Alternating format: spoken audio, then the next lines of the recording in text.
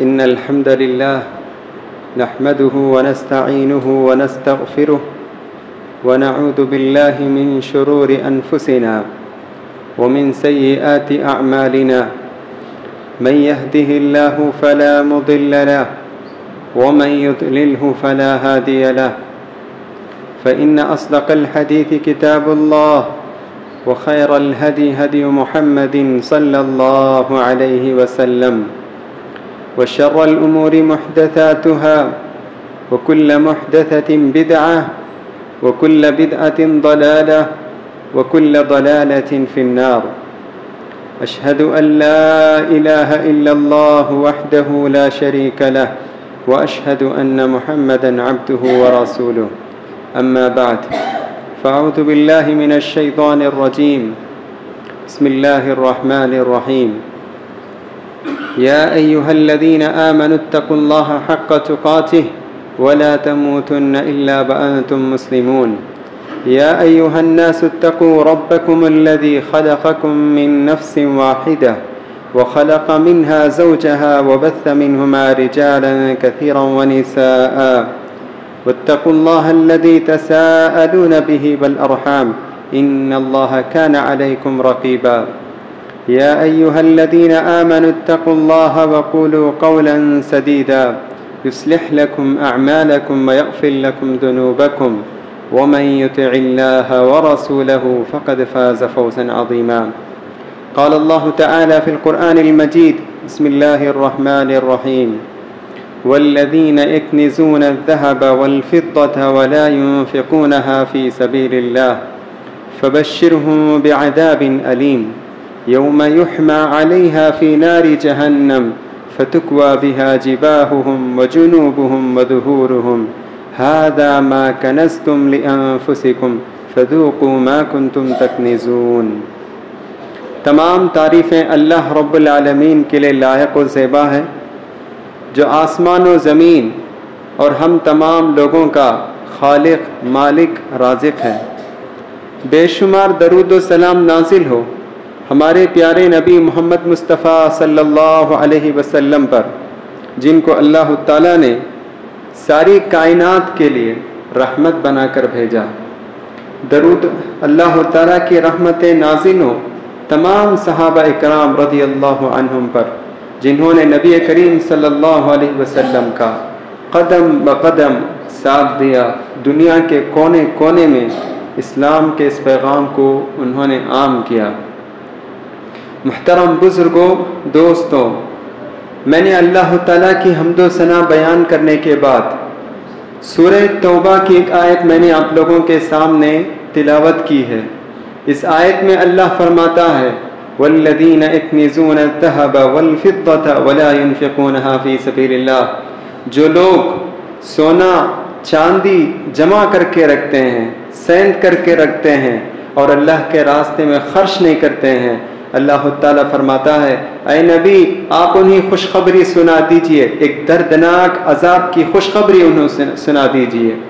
یوم یحمى علیہا فی نار جہنم، قیامت کے دن جو مال تم تجوری میں، بینک میں جمع کر کے رکھتے تھے اور اللہ کے راستے میں خرچ نہیں کرتے تھے، یحمى علیہا فی نار جہنم، جہنم کی آگ میں اس کو تپایا جائے گا، اس کو گرم کیا جائے گا۔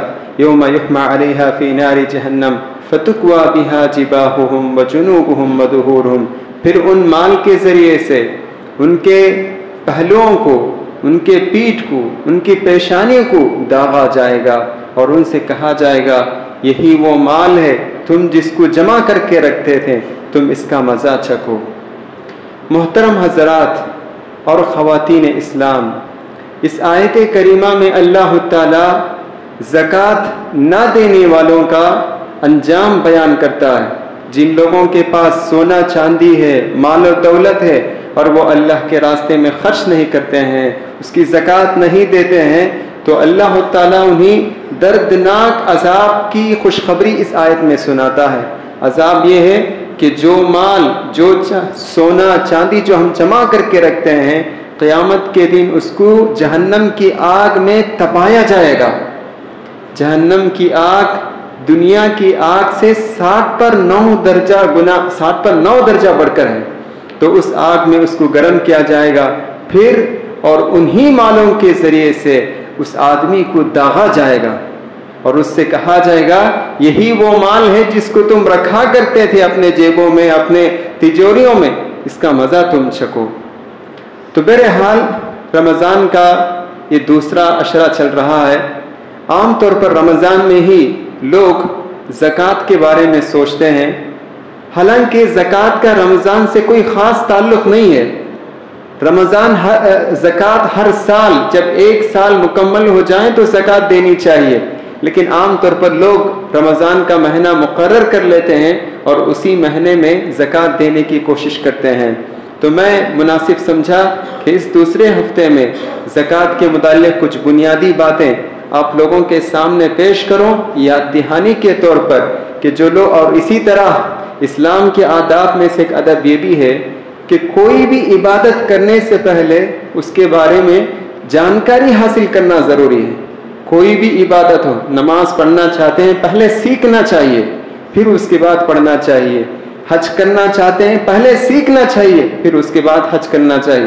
اللہ کے رسول صلی اللہ علیہ وسلم جب آپ حج کر رہے تھے، صحابہ سے مخاطب ہو کر کہہ رہے تھے خذوا عنی مناسککم فانی لا ادری لعلی لا القاکم بعد عامی ھذا، اے میرے صحابہ تم مجھ سے حج کا طریقہ سیکھ لو، شاید کہ مجھے نہیں معلوم کہ میں آئندہ سال آپ سے ملاقات نہیں کروں گا، یعنی میری وفات ہو سکتی ہے۔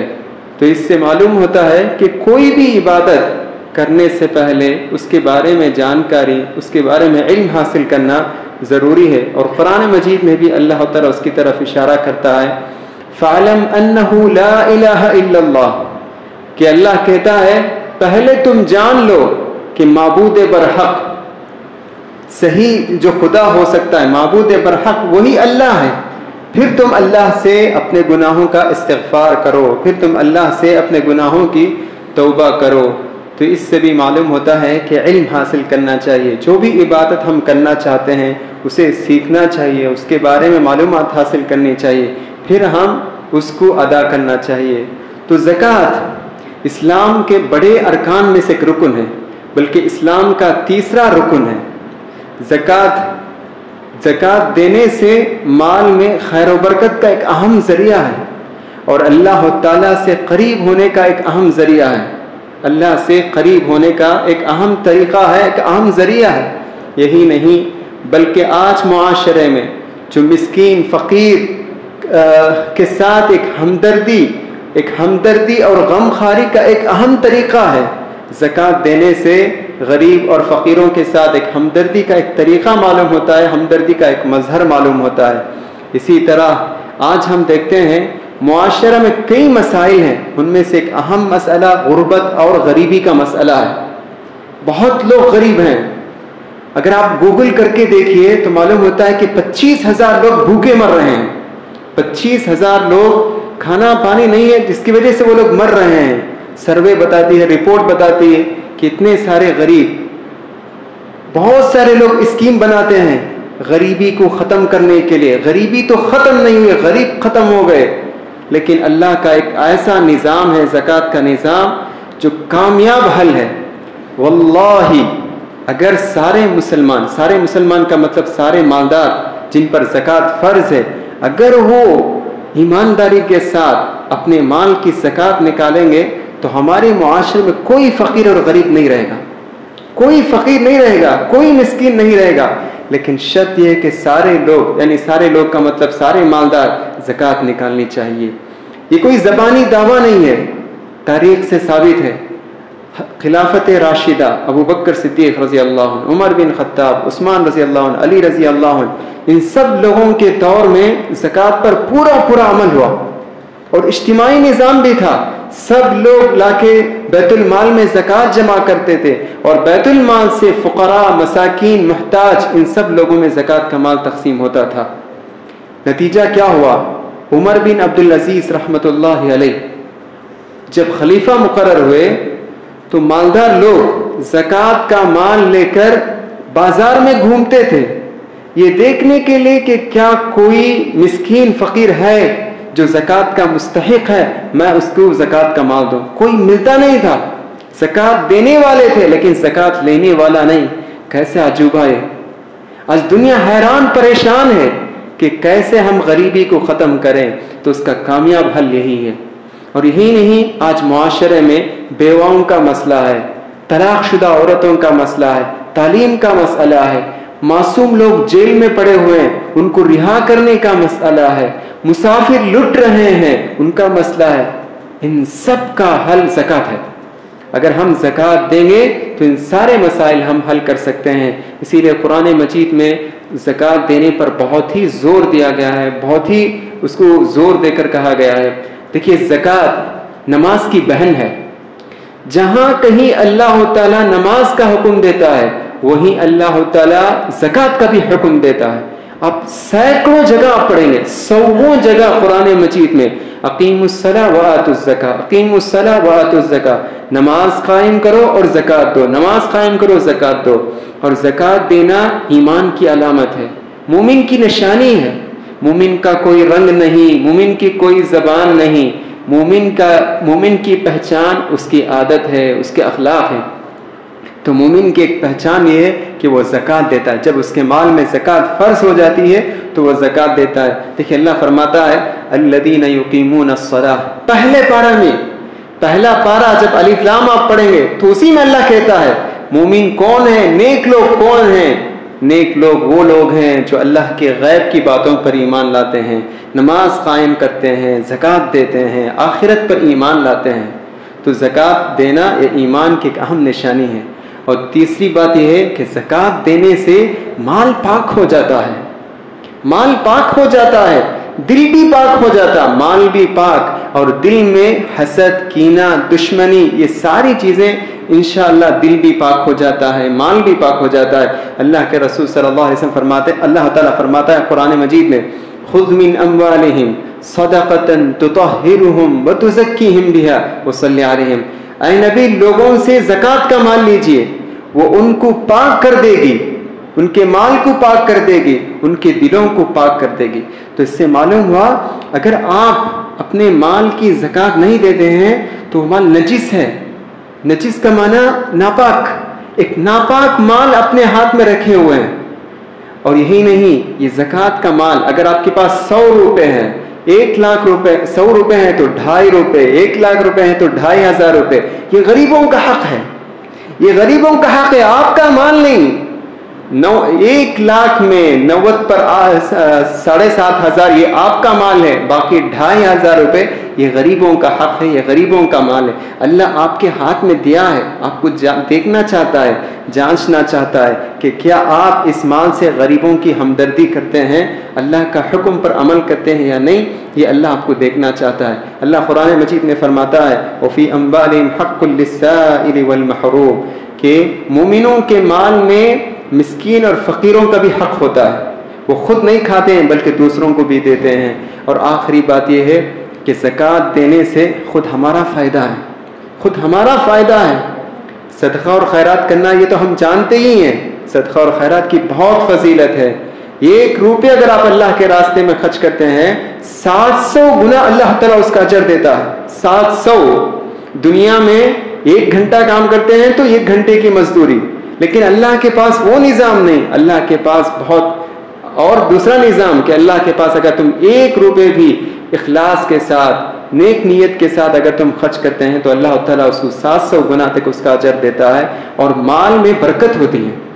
اللہ کے رسول نے فرمایا ما نقص صدقۃ من مال کہ کسی مال میں بھی صدقے کی وجہ سے کمی نہیں ہوتی ہے. آپ یہ مت سمجھو کہ 100 روپے میں 2.5 روپے چلا گیا تو کم ہو گیا.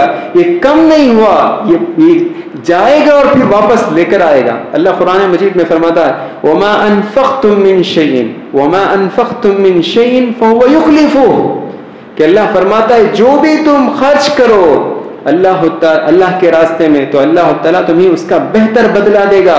یہ رب کا وعدہ ہے، اللہ جھوٹ نہیں کہتا، اللہ کا وعدہ غلط نہیں ہوتا ہے، اللہ کا وعدہ سچا ہوتا ہے. تو اللہ کہتا ہے وما انفقتم من شیء فهو یخلفہ وهو خیر الرازقین جو بھی تم اللہ کے راستے میں خرچ کرو تو اللہ تعالیٰ اس کا بہتر بدلہ تمہیں دیتا ہے. تو اس طرح زکوٰۃ کے بے حساب فوائد ہیں. زکوٰۃ کسے کہتے ہیں؟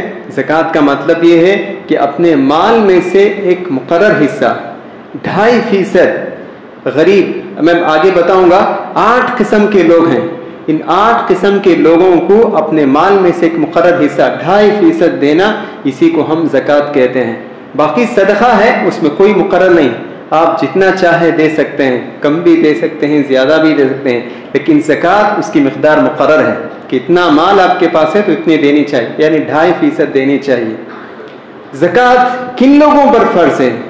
کیا معاشرے کے ہر آدمی پر زکوٰۃ فرض ہے؟ نہیں، معاشرے کے ہر آدمی پر زکوٰۃ فرض نہیں۔ جن آدمی کے پاس 4 چیزیں ہیں تو ان کے پاس زکوٰۃ فرض ہے۔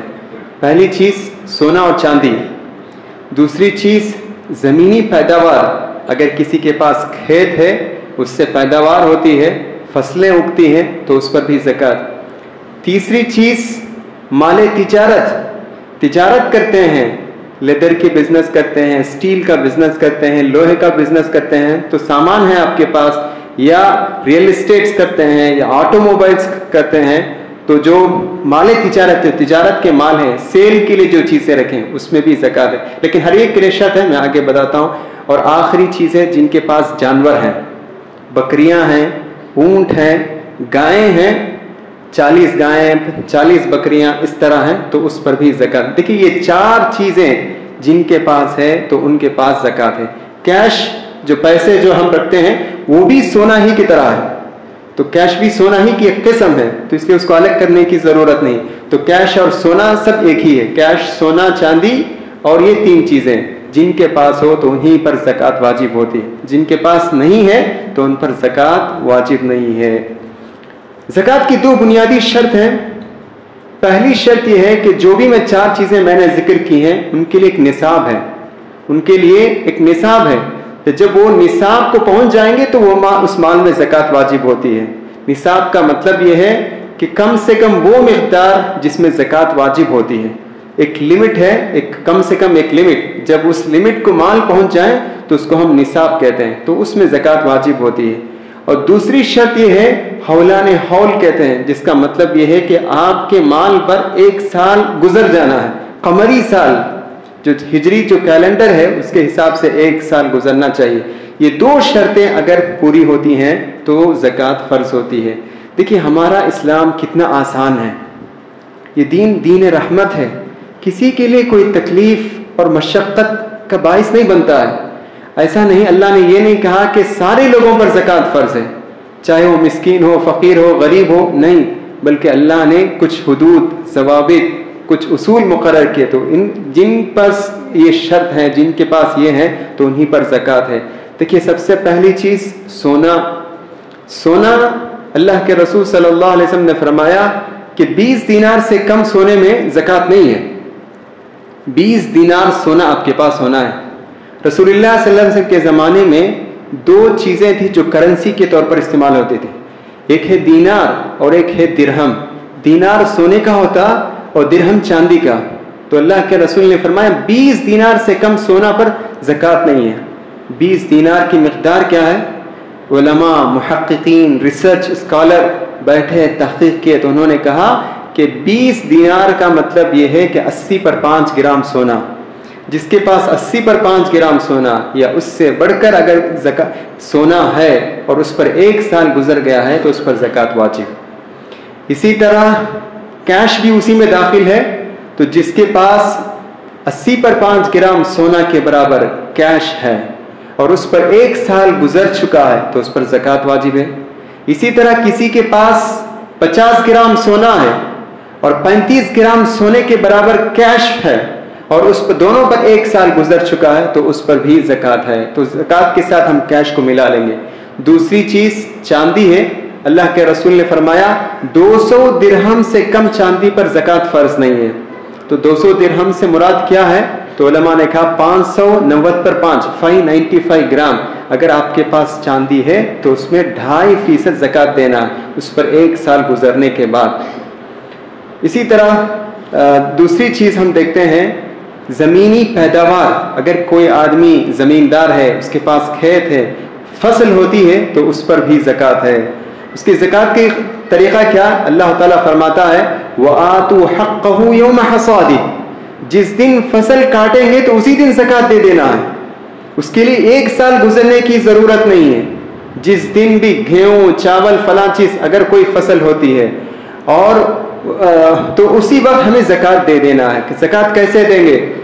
اللہ کے رسول فرماتے ہیں فیما سقط السماء والعشر، اگر اس فصل کی سینچائی یعنی آبیاری جسے پانی پہنچانا کہتے ہیں، اگر اس فصل کو ہم پانی پہنچائیں بارش کے پانی سے یا ندی کے پانی سے، پانی پہنچانے میں کوئی تکلیف نہیں ہوئے تو 10واں حصہ دینا ہے. العشر 10واں حصہ. اگر ہم بور کے ذریعے سے اس کو پانی پہنچائیں تو 20واں حصہ ہمیں دینا ہے. تو جو بھی فصل پیدا ہوئی اس کو 20 حصوں میں تقسیم کریں اور 20واں حصہ غریب مسکین فقیر محتاجوں کو ہم دے دینا ہے. آخری بات یہ ہے کہ مال تجارت جو بھی آپ کے پاس سیل کے لیے ہے اس کی قیمت لگائی جائے. سال کے شروع میں آپ جب دکان رکھے، جو کمپنی شروع کیے، تو آپ کے پاس جو تجارت کا مال ہے وہ کتنا ہے، اور پھر 1 سال گزرنے کے بعد اس کا حساب لگایا جائے. تو اگر وہ 85 گرام گولڈ کے برابر اس کی ویلیو ہے تو پھر ہمیں اس کی زکوٰۃ دینی چاہیے. تو یہ 4 چیزیں ہیں. اسی طرح جانور ہے، آخری چیز جانور. تو اللہ کے رسول نے فرمایا کہ 40 بکریاں ہیں تو اس پر 1 بکری، 5 اونٹ ہیں تو 1 بکری. بہرحال اس کی تفصیل ہے، اب موقع نہیں ہے اور اتنی زیادہ اس وقت اس کی ضرورت بھی نہیں، لیکن یہ 3 چیزیں ہیں جو فی الوقت معاشرے میں ہم سب کے لیے ضرورت ہے. تو محترم حضرات، دیکھیے یہی ہے زکوٰۃ کی ایک مختصر تعارف. اب بات یہاں یہ ہے کہ ہم زکوٰۃ کا مال کس کو دینا چاہیے؟ صدقہ اور خیرات ہم کسی کو بھی دے سکتے ہیں. جو بھی غریب ہے، کوئی بھی آدمی ہے تو ہم اس کو دے سکتے ہیں. تو صدقہ اور خیرات اس میں پوری آزادی ہمیں حاصل ہے. لیکن جہاں تک زکوٰۃ کا مسئلہ ہے، اللہ تعالیٰ نے کن لوگوں کو زکوٰۃ دینا چاہیے اس کی بھی تفصیل اللہ تعالیٰ نے سورہ توبہ میں بیان کر دی. تو انہی لوگوں کو زکوٰۃ دینا چاہیے. وہ 8 قسم کے لوگ ہیں. انہی 8 قسم کے لوگوں کو زکوٰۃ کا مال پہنچانا چاہیے. کہ اللہ تعالیٰ فرماتا ہے سورہ توبہ میں انما الصدقات للفقراء. دیکھیں انما اللہ کہتا ہے، عربی زبان میں انما معنی میں تاکید پیدا کرنے کے لیے آتا ہے. یعنی زکوٰۃ کا مال انہی لوگوں میں تقسیم کر سکتے ہیں، ان کے علاوہ دوسروں میں نہیں. قرآن مجید میں اللہ تعالیٰ ایک اور جگہ کہتا ہے رسول اللہ صلی اللہ علیہ وسلم کے بارے میں قل انما انا بشر، اے نبی آپ کہہ دیجئے میں ایک انسان ہی ہوں. انما حصر کہتے ہیں تو اس کا مطلب یہ ہے کہ انہی لوگوں کے لیے زکوٰۃ کا مال ہے. تو پہلی چیز کون ہے؟ پہلے جو زکوٰۃ لینے کا حقدار ہیں کون ہے؟ اس لیے کہ آج ہم دیکھتے ہیں بہت سارے لوگ زکوٰۃ دیتے ہیں لیکن صحیح آدمی کو زکوٰۃ نہیں پہنچاتے ہیں. دعوت دے دیتے ہیں، کہتے ہیں کہ زکوٰۃ کے مال سے دعوت دے دیا. ابھی کل سوال آیا تھا، سحری کا انتظام کر دیے زکوٰۃ کا مال سے، بور لگا دیے. کیسے؟ زکوٰۃ کا مال یہ غریب کا حق ہے. غریب کو پہنچائیں گے مال اور اس کو اس کا مالک بنائیں گے. کہیں گے آج سے اس مال کے تم مالک ہو، تم اس کو جیسا چاہے تم استعمال کر سکتے ہیں. اگر تمہارے لیے کپڑے کی کمی ہے تم کپڑا خریدو، اگر گھر نہیں ہے تو گھر کا اہتمام کرو یا گھر کی اصلاح کرو، جو وہ چاہے اس میں استعمال کر سکتا ہے. تو ایسا نہیں. تو اسی لیے میں یہ کہہ دیتا ہوں کہ پہلا آدمی جو زکوٰۃ لینے کا حقدار ہے وہ ہے فقیر آدمی. فقیر کسے کہتے ہیں؟ فقیر وہ آدمی جس کے پاس کچھ بھی نہیں ہے، نہ ٹہرنے کا انتظام، نہ کھانے کے لیے سہولت، کچھ بھی نہیں ہے. ایسے آدمی کو فقیر کہتے ہیں. تو آپ زکوٰۃ دینے سے پہلے تحقیق کر لیجئے کہ میں جس کو دے رہا ہوں کیا وہ فقیر کیٹیگری میں آتا ہے. دوسری جو کیٹیگری ہے وہ ہے مسکین کیٹیگری. مسکین کی مصرف مد بولتے ہیں. تو مسکین کسے کہتے ہیں؟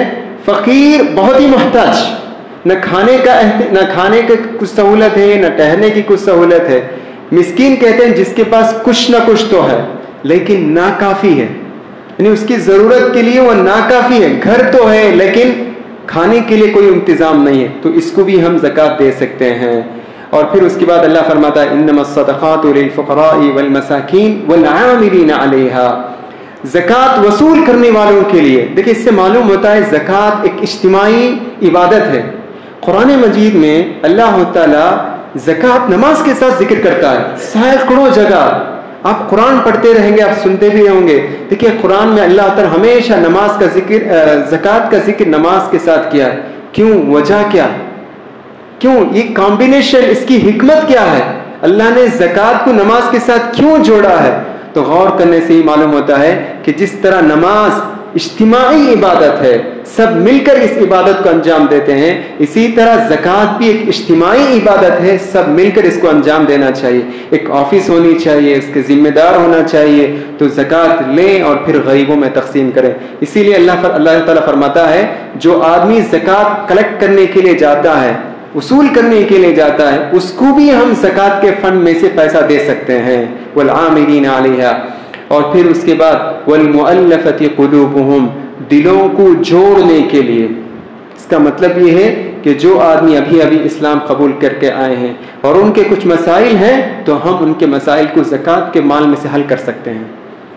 یا یہ کہ کوئی ایسا آدمی ہے جو اسلام سے قریب ہے لیکن وہ کچھ تعاون، کچھ مدد کی امید کر رہا ہے، تو ایسے آدمی کو بھی ہم اس زکوٰۃ کے مال میں سے دے سکتے ہیں۔ اللہ کہتا ہے والمؤلفۃ قلوبہم وفی الرقاب، غلاموں کو آزاد کرنے کے لیے، غلام ہیں ان کو آزاد کرنا چاہتے ہیں لیکن پیسہ نہیں ہے، تو ان کو بھی جو ہے زکوٰۃ کے مال سے ہم استعمال کر سکتے ہیں۔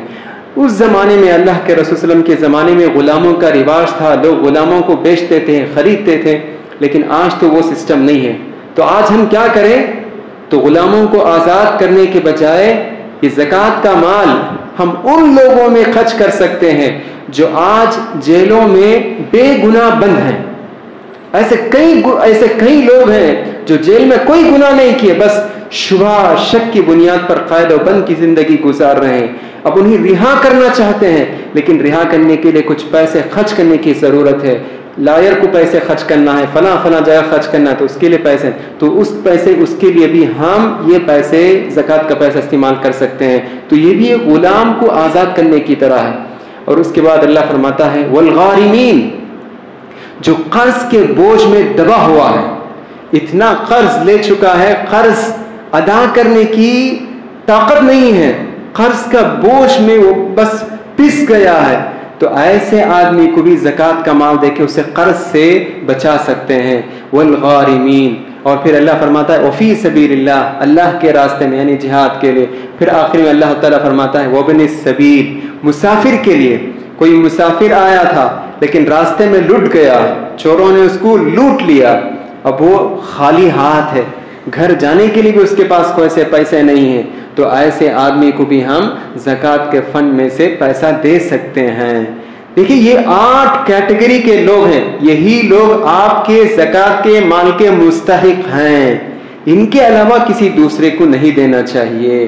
دعوت کر دیے، فلاں کر دیے، بلڈنگ بنا دیے، سرایہ بنا دیا، ایسا نہیں، درخت لگا دیے، نہیں، یہ 8 لوگ صدقے کا مال ہے، اس میں آپ کو آزادی ہے، آپ جو چاہے کریں، کوئی حرج کی بات نہیں، لیکن جہاں تک آپ کے زکوٰۃ کا مال ہے وہ یہی 8 کیٹیگری، 8 قسم کے لوگوں کو دینا چاہیے، جس کی تفصیل میں نے ابھی آپ لوگوں کے سامنے بیان کی ہے۔ اللہ تعالیٰ سے دعا ہے کہ اللہ تعالیٰ ہم تمام لوگوں کو اس عظیم عبادت کو انجام دینے کی توفیق عطا فرمائے، اور اس ہر قسم کی کوتاہی اور غفلت سے اللہ تعالیٰ ہمیں محفوظ رکھیں۔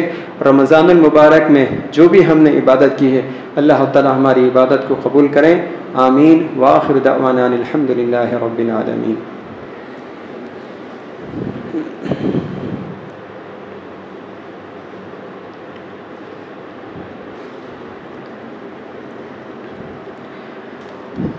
نحمده ونصلي على رسوله الكريم، اما بعد۔ محترم حضرات اور خواتین اسلام، جیسا کہ میں نے پہلے خطبے میں زکوٰۃ کی اہمیت، زکوٰۃ کسے کہتے ہیں اور زکوٰۃ کب دینا چاہیے، زکوٰۃ لینے والے کون لوگ ہیں، میں نے ان کی تفصیل آپ لوگوں کو بتائی۔ اب آخر میں یہ کہ زکوٰۃ نہ دینا ایک کبیرہ گناہ ہے، زکوٰۃ نہ دینا ایک بہت بڑا گناہ ہے۔ ابھی میں نے وہ آیت پڑھی کہ جس میں اللہ تعالیٰ فرماتا ہے جس مال کو آپ جمع کر کے رکھیں اسی مال سے آپ کو داغا جائے گا، اور ایک حدیث میں اللہ کے رسول فرماتے ہیں کہ جو مال ہم جمع کر کے رکھتے ہیں اور اس کی زکوٰۃ نہیں نکالتے ہیں تو اللہ تعالیٰ اس کو ایک اژدے کی شکل میں لائے گا، ایک سانپ کی شکل میں لائے گا، اور اس کو گردن میں توق کی طرح اس کو پہنا دے گا، اور وہ ڈھستا رہے گا، ڈھستا رہے گا. سانپ جس طرح ڈھستا ہے اس طرح ڈھستا رہے گا اور یہ کہے گا انا مالک انا کنزک, میں تیرا مال ہوں, میں تیرا خزانہ ہوں, جس کو تم جمع کر کے رکھتے تھے وہی میں ہوں. یہ کہتے ہوئے وہ ڈھستا رہے گا. اور یہی نہیں بلکہ اگر آپ اپنے مال میں سے اگر زکوٰۃ نہیں نکالتے ہیں تو اللہ کے رسول فرماتے ہیں ما خالطت یعنی کسی بھی مال میں اگر زکوٰۃ کا مال مل جائے تو وہ مال برباد ہو جائے گا. الا اہلکت, وہ مال برباد ہو جائے گا. اگر آپ زکوٰۃ فرض ہو گئی, 80 پر 5 گرام سونا آپ کے پاس ہے, اگر آپ زکوٰۃ نہیں نکالتے ہیں تو وہ مال برباد ہو سکتا ہے, برباد ہو جائے گا. کسی بھی طرح ہو سکتا ہے, اچانک بیمار ہو جائیں گے. آپ کو تو ہم صرف 2.5% پوچھے لیکن ہسپتال میں جا کر بہت ہی زیادہ مال خرچ کر دیں گے, یا کسی حادثے کا شکار ہو سکتا, کچھ بھی ہو سکتا ہے. تو اسی لیے ہمیں چاہیے کہ بخیلی نہیں ہونا چاہیے, اللہ کے راستے میں دیتے رہنا چاہیے. خاص طور سے رمضان کا مہینہ ہے, صدقہ بھی, خیرات بھی, زکوٰۃ بھی, جو بھی مال ہے ہم اس کو اللہ کے راستے میں خرچ کرتے رہنے چاہیے. اللہ کے رسول صلی اللہ علیہ وسلم کے تعلق سے آتا ہے آپ تو ہمیشہ صدقہ اور خیرات کا اہتمام کرتے تھے. خاص طور سے جب رمضان کا مہینہ آتا تو اللہ بخاری میں ہے کہ تیز ہوا سے بھی زیادہ اللہ کے رسول صلی اللہ علیہ وسلم صدقہ اور خیرات کرتے تھے. تو اسی طرح یہاں ایک بات بھی ہمیں سمجھنے کی ضرورت ہے. جب ہم کہتے ہیں کہ زکوٰۃ, یہ زکوٰۃ ان لوگوں کے لیے جن کے پاس یہ سب چیزیں ہیں, تو اسی طرح جو معتدل لوگ ہیں, جو میڈیم کلاس کے لوگ ہیں, وہ لوگ بھی صدقہ اور خیرات سے محروم نہیں ہونا چاہیے. جو بھی آپ سے 1 روپے بھی اگر آپ اللہ کے راستے میں اخلاص کے ساتھ اگر صدقہ کرتے ہیں, خیرات کرتے ہیں, تو بہت اچھی بات, بہت بڑا ثواب. اللہ کے رسول صلی اللہ علیہ وسلم نے فرمایا صدقہ اللہ تعالیٰ کے غصے کو بجھا دیتا ہے. بیمار ہوئے ہیں تو بیماری دوا لینے سے پہلے صدقہ کرو. اللہ کے رسول نے فرمایا دعوا مرضاکم بالصدقہ, اپنے بیماروں کا علاج صدقہ سے کرو. صدقہ کرو اور بیمار کا علاج کریں, یعنی صدقہ کریں گے تو اللہ تعالیٰ بیماروں کو بھی صحت عطا کرے گا, شفا عطا کرے گا. اللہ تعالیٰ سے دعا ہے کہ اللہ تعالیٰ ہم تمام لوگوں کو کہنے اور سننے سے زیادہ عمل کی توفیق عطا فرمائے. آمین. وآخر دعوانا ان الحمد للہ رب العالمین. ربنا آتنا في الدنيا حسنة وفي الآخرة حسنة وقنا عذاب النار. ربنا ظلمنا أنفسنا وإن لم تغفر لنا وترحمنا لنكونن من الخاسرين. اللهم إنا نسألك من الخير كله عاجله وآجله ما علمنا منه وما لم نعلم, ونعوذ بك من الشر كله عاجله وآجله ما علمنا منه وما لم نعلم.